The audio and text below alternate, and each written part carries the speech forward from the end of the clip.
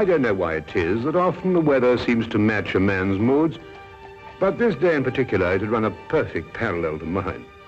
But at last the storm broke, and so did I. The only way to ease my mind was to turn to action. Scotland Yard was the perfect place to begin.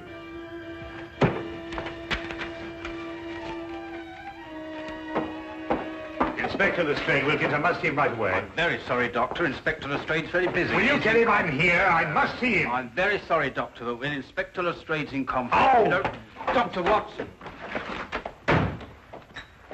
Ah, Dr. Watson, I'm very pleased to see you. Just having a cup of tea. Lestrade, something's happened to Holmes. He's disappeared. He's vanished. I haven't seen him for 2 days. Well, calm yourself, Dr. Watson. Calm yourself. Tell you he's disappeared. He may have been kidnapped for all I know. Oh, kidnapped, eh? Or worse. Now, look here, Dr. Watson. Just because you haven't seen him for a couple of days doesn't necessarily mean to say that he's been kidnapped. Right. Well, if you want any proof, you can have it. There's no time. Dr. With me. It is positively infuriating to know that something is wrong and to find a man whom you can't convince. I don't mind saying that there are times when I find myself hard put to keep my patience with Inspector Lestrade. What more evidence do you need? What man going under his own volition would leave his razor behind? Oh, he probably has another one. No, he hasn't. Come on, I'll show you something else. Look, his violin out of its case. Well, what's that got to do with it? But he'd never leave his violin like that if he thought he'd be gone long. Treats it like a baby. And these concert tickets, we meant to have gone last night. Look here, Lestrade, I've been a friend of Holmes's too long not to realize the brutal truth behind all this.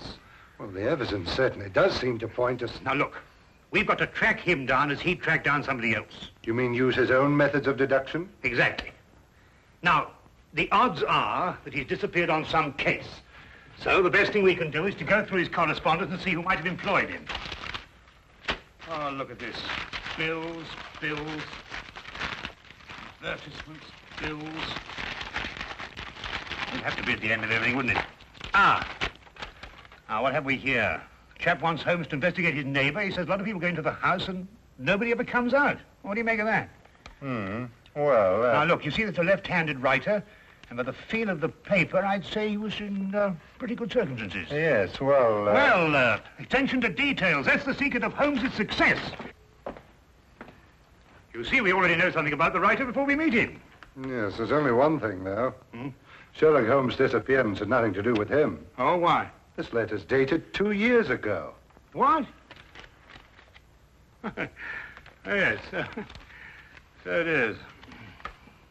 Well, where else would he keep his correspondence? Oh, anywhere on the chandelier, if it wasn't too much effort to get up there. Well, let's have a look around. Well, going through Holmes' things would take a month.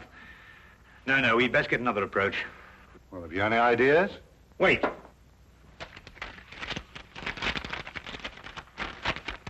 Dear sir, please call upon the undersigned at the earliest convenience on a matter of extreme urgency. Signed, John Smithson, Ye Quaint Old Curiosity Shop, 7 Bachelor Lane. It's dated 3 days ago. You know, this might be it. You're right. It is. Come on, Lestrade. Holmes' life may depend on our speed.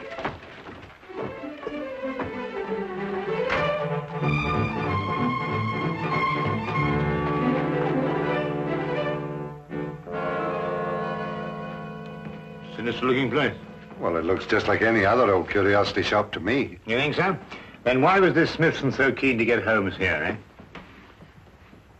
eh? Yes, interesting. What do you mean all this stuff in the window? I mean the stuff that isn't in the window. Look, I don't understand you, Dr. Watson. What do you mean? Well, it's perfectly obvious, isn't it? No. Oh, isn't it? Well, we won't get anywhere standing here. Come on. Wait a minute, Dr. Watson. I still don't know what you mean by all this stuff that isn't in the window. Come along, Lestrade.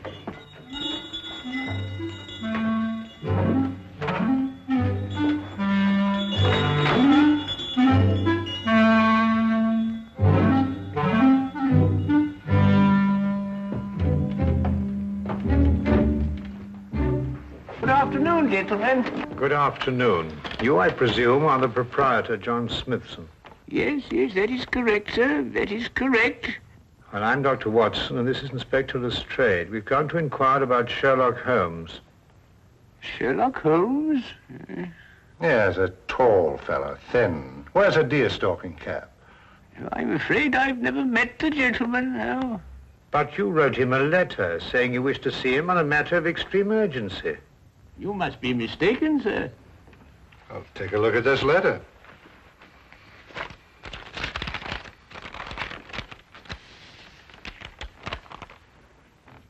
Is that your handwriting? Oh, it isn't anything like my handwriting. Here, I'll show you what my handwriting is like.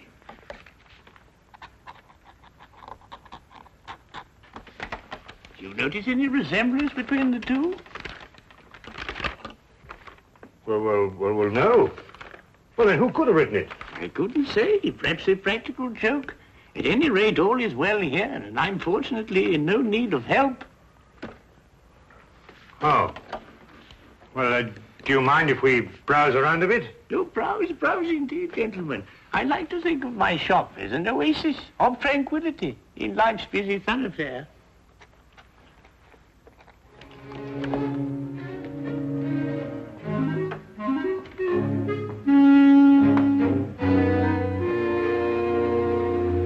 What are you doing? I'm looking for evidence that Holmes was here. Well, you heard what he said. Yes, I don't believe a word of that. There's something about him. I don't trust him. It's as if I'd seen him before somewhere. Well, that's not very scientific. No, perhaps not. But I'd like to have a look round anyway.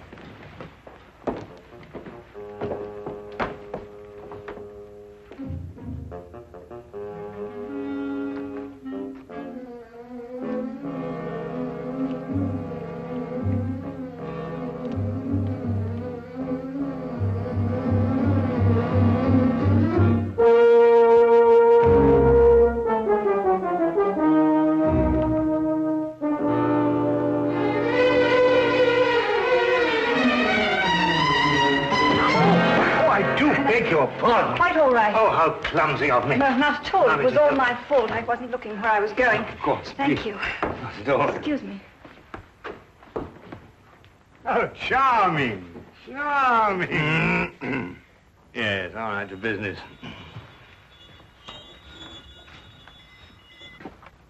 Ivanhoe. I must remind myself to read that again sometime. What's this? Proper deportment of young ladies in polite society. What a fabulous title. I'm afraid that book is not for sale. What do you mean, not for sale? I understand everything in this shop is for sale. Yes, everything except the books on that shelf, sir. And now the shop is closing. Really? 2 o'clock in the afternoon? Yes, for repairs. I have the decorators coming in. I'm afraid I must ask you to leave, young man.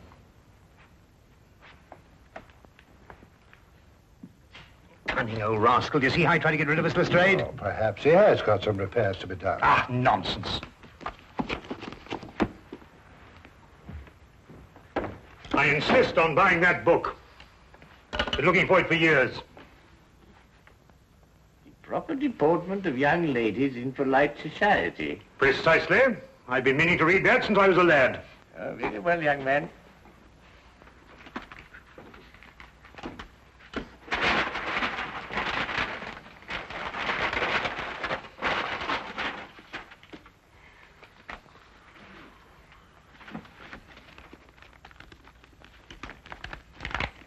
$1 please.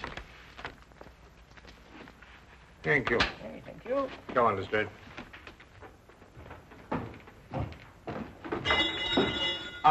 Excuse me, Governor. Not at all.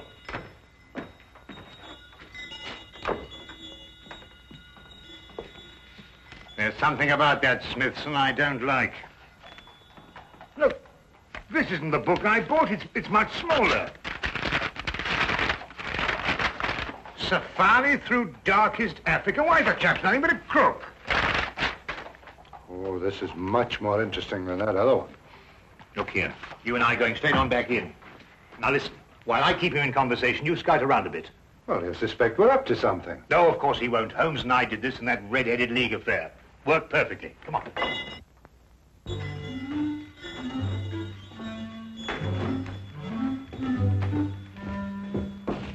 You sold me the wrong book. My dear sir, Deliberately, if you ask me. Did I assure you, Safari through... This is the book I wanted. No, that's not for sale. That happens to be a first edition, of which there are only 3 copies in existence. Proper deportment of young ladies in polite society. Now, that's the book I bought, and that's the book I... Dr. Watson. Holmes's clothes. I found them in an old pilot's chest. Oh, good Lord.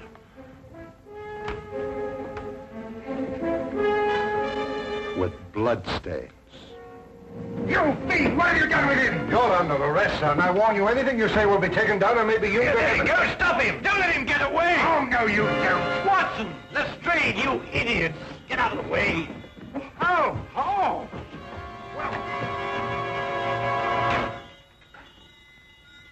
He's gone with the message. Who's gone with what message? An escaped convict with the message that woman left for him in the book. And it won't be easy to find him now that you two gentlemen have completely ruined my beautifully laid little trap. Naturally, I left my razor at home. I hardly needed it here, did I? The bloodstains, Holmes. Red ink, Lestrade. I've been helping old Smithson make up his ledgers. And this escaped convict, who is he? John Carson. I expect you've had a report on him. Carson? Why, he got a life sentence for killing a man with a cleaver. That's him. He was using this shop as a message center, planting and picking up messages here from that book that you were so intent on buying. Oh, yeah. Proper deportment for young ladies in polite society. Smithson recognized him when he first came in. It seems that Carson was once employed here, but the old gentleman was afraid to go to the police. Why? Because Carson threatened to kill him if he did, so he sent for me instead. Hence my little disguise. You were waiting to nab Carson when he came in here for a message. Exactly. Oh, and we ruined it all. Oh, that's all right, Watson. The best laid plans of mice and men, you know. However, if we can trace the girl, then That'll be as hard as tracing Carson himself. Oh, I don't think it'd be all that difficult. It seems the good doctor has something up his sleeve. Only the name and address where the girl works. Well, how the deuce do you know that?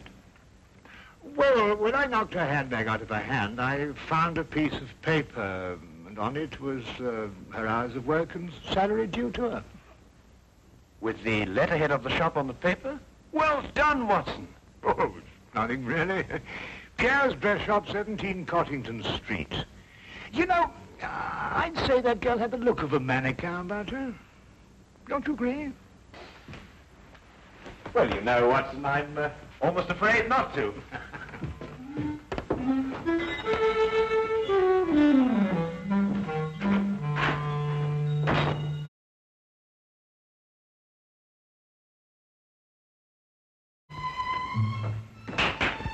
And now, mesdames and messieurs, you will see the supreme creation of Pierre with me, myself. Your niece, monsieur, she will find this ensemble irresistible.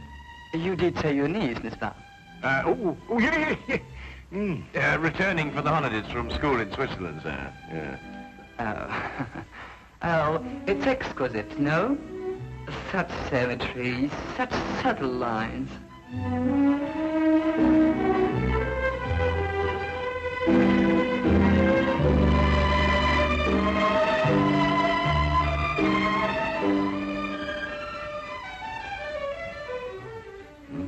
That's the girl we're looking for. Observe how it hints, but with such discretion. Oh, la jeunesse, la youth. I say it's a bit daring, isn't it? But it's daring age, monsieur, and knows the 20th century.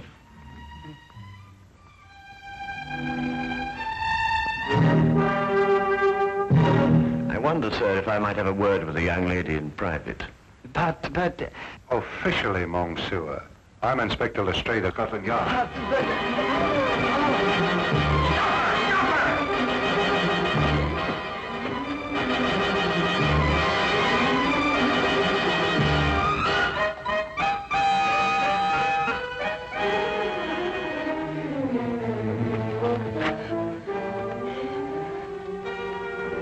It really isn't any use, you know, even if you ran away.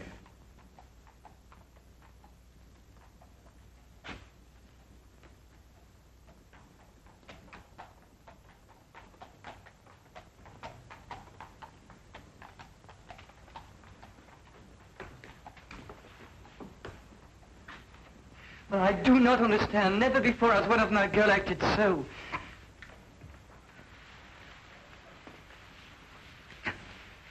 Would you mind telling me where he's hiding now, miss? I don't know. I swear I don't. And yet you left a message for him. A gentleman friend gave me the message and told me to leave it in the book.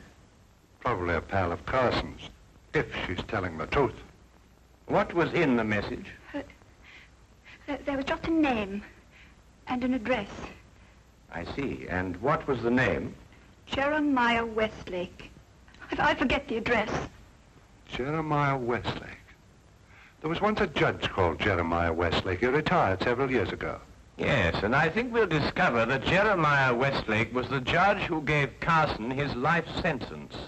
And now Carson is looking for him. And now Carson is looking for him.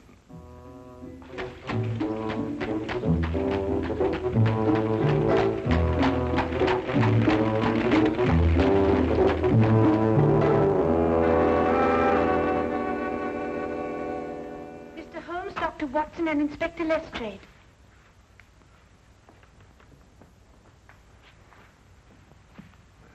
Who's she talking to? Well, what do you want? Court's now in session. State your case. Speak up, Mr. Holmes. Or has the cat got your tongue? Judge Westlake, I presume?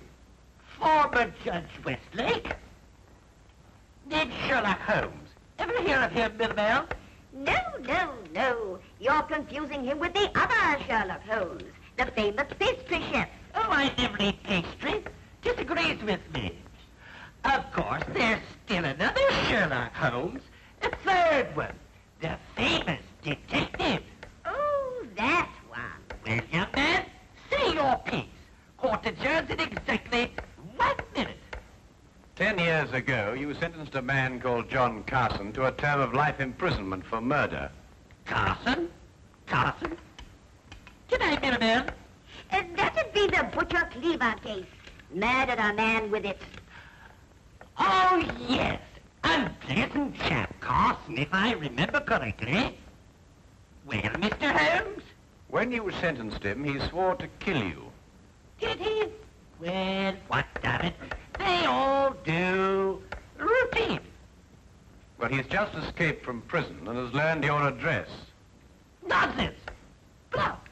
Sheer bluff. Eh, Middleman? They all bluff, young man. I wouldn't sleep a wink if I believed everything they swore to do to the judge. Sleep like tops, the two of us. In bed at 10 and up at 6. This man represents a very real threat, sir. That's all. Court adjourned. Sine die. And that, gentlemen, means postponed indefinitely.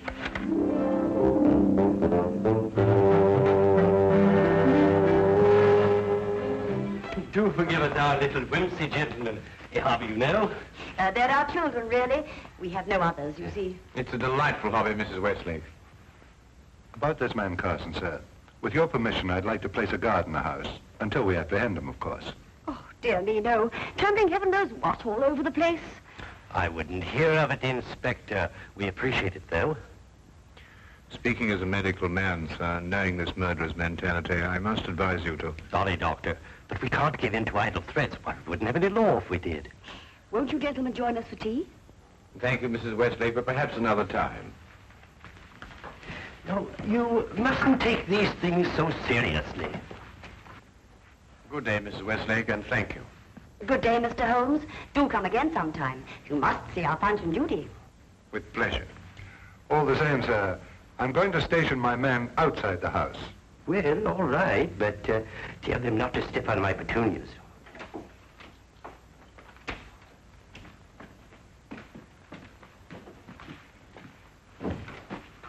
He says he's got a message for the judge, sir. I'm Westlake, my man. Here you are, Governor.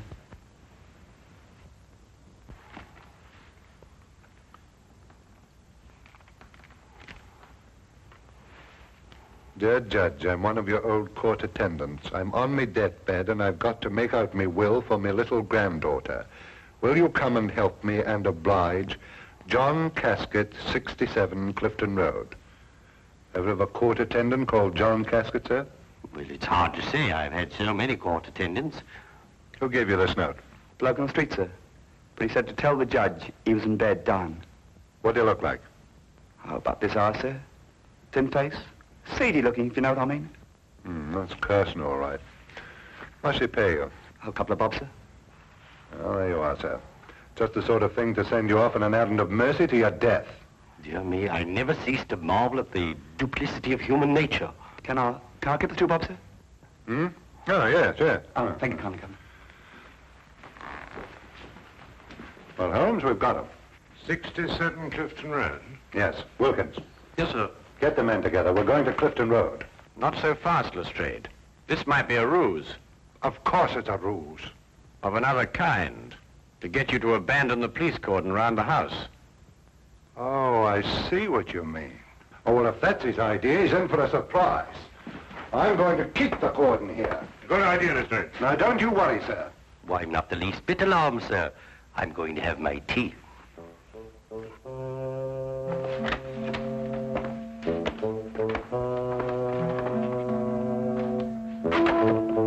Don't budge from here. If you let anyone in this house, I'll have your skin. Yes, sir. Come on.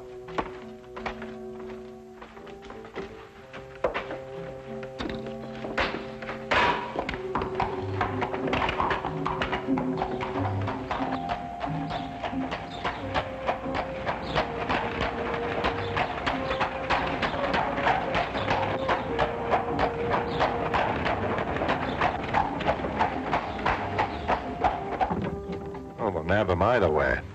At Clifton Road or when he tries to break into the judge's house. Lestrade, who did that messenger describe? Carson, of course. And who else? You mean who else?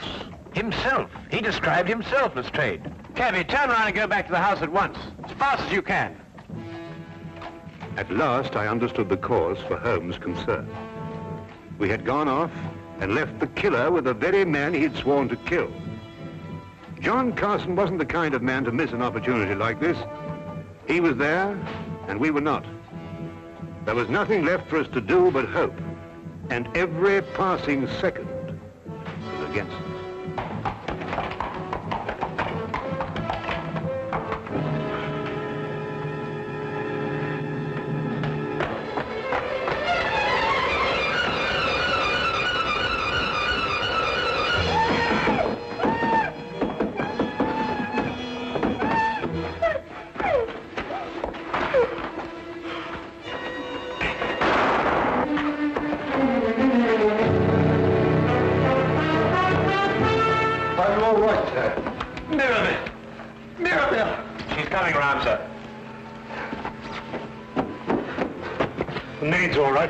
This is Westlake. No, not too serious. Only suffering from shock. It's all right, dear. It's all over now. Jeremiah, are you all right? Yes, dear. Oh, that terrible man. Oh, dear. Our poor children. Well, I don't think they're damaged, dear. Sometimes I forget they're not real.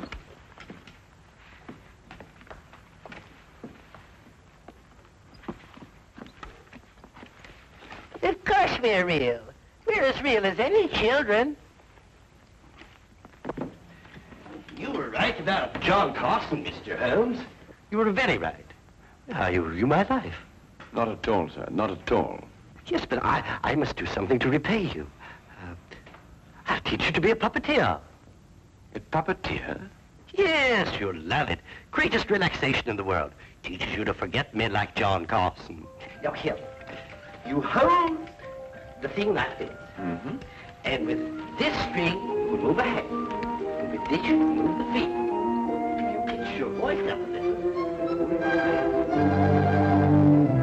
Thank you, Mr. Holmes. Pretty good thinking. Not bad, anyway.